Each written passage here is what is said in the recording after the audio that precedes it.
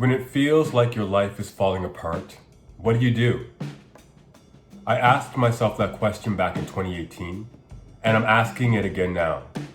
And the answer, surprisingly, is still the same. You clean up your own backyard. Clean Up Your Own Backyard is a song by the late Canadian singer-songwriter Laura Smith from her 1994 album Between the Earth and My Soul. On the surface, it's a song about love and relationships, but it carries a bigger truth. Since I first discovered her music in the 1990s, that title has stuck with me. And right now, it resonates more than ever because I'm still trying to figure out my next move. In the song, she asks, what do? You know you've got to do something, a lot of good stuff's piling up, and some good stuff's falling apart. That's exactly where I find myself. So what do when it feels like your life is falling apart? You start by cleaning up your own backyard.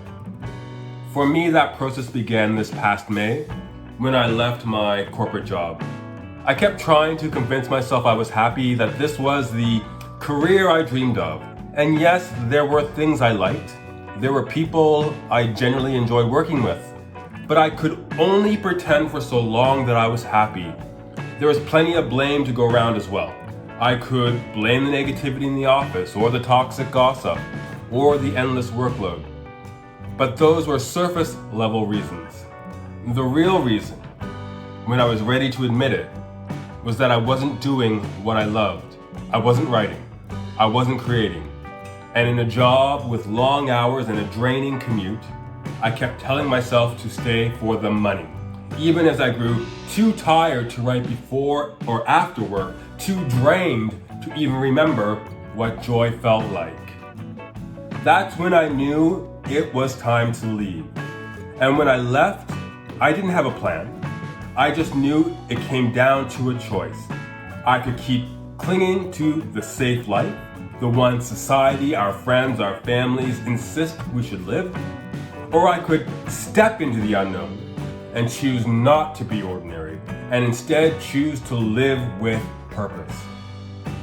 If you're listening and you're in your 20s or early 30s, don't settle into a job you don't love or surround yourself with people who don't lift you up just because it feels safe. I can tell you, you won't be happy. My own career path is proof of that. It's a patchwork of jobs that never fit because I ignored my calling. I stayed chained to expectations, too afraid to go all in and weighed down by every voice that told me I couldn't do it, that it was too hard, or that I'd fail. And if you're listening and you're in your 40s or 50s, don't let anyone convince you it's too late to do what you love. It's never too late. You can always begin again. You can always write a new chapter. But you have to tune out the noise, step out from under the weight of other people's opinions, and trust yourself enough to start. It doesn't mean the path is easy or that everything neatly works out. It doesn't mean we suddenly hold all the answers. When I stepped into these past 4 months, I imagined they'd be wildly creative and productive, that somehow a plan would take shape and everything would just flow. That was me clinging to optimism and hoping for the best. But the reality has been quite different. I've spent more time in doctor's offices than at my desk as my body staged its own not so quiet rebellion. And yet, in all of that, there's a lesson, and it's this. Progress isn't always the picture you painted in your mind. Sometimes it looks like simply enduring, showing up and trusting that the story isn't finished. And that can be hard when the starting point isn't as obvious as you thought. When you know something is shifting in your life, but you can't quite name it. Is it a transformation? Is it an awakening? Yes, over the past few months, I've had to deal with a few health issues, but it's also been one of the most creative seasons of my life. I rewrote a novel and sent it to my editor, and while my editor had the manuscript, I started writing another book. I relaunched my YouTube channel to share stories and connect with others on similar journeys. And still, the question keeps popping up. When you feel like your life is falling apart, what do you do? Because what I'm feeling now isn't the usual restlessness I get after finishing a major writing project. It isn't the anxiousness of preparing for a day job. It isn't even the frustration of trying to cram too much into a single day and coming up short. This feels different, and that's what scares me. I wonder sometimes, maybe this is life speaking to me.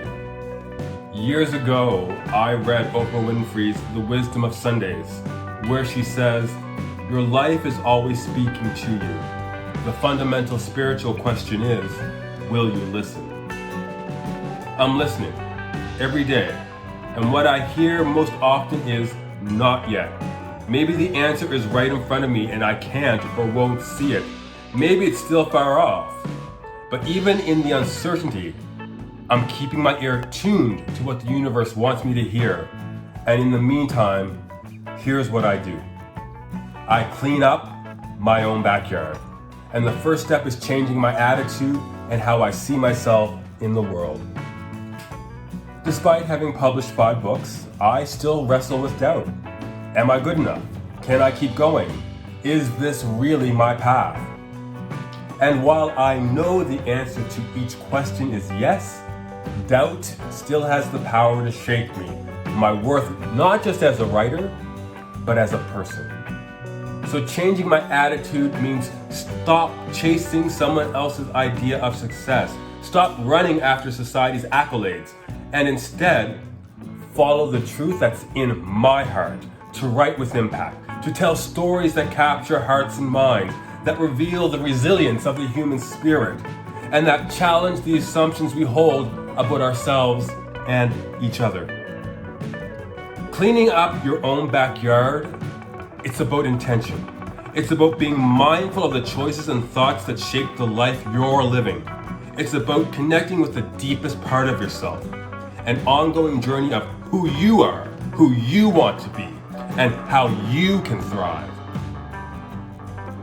As I slowly clean up my own backyard and listen for life's answer, that question still lingers.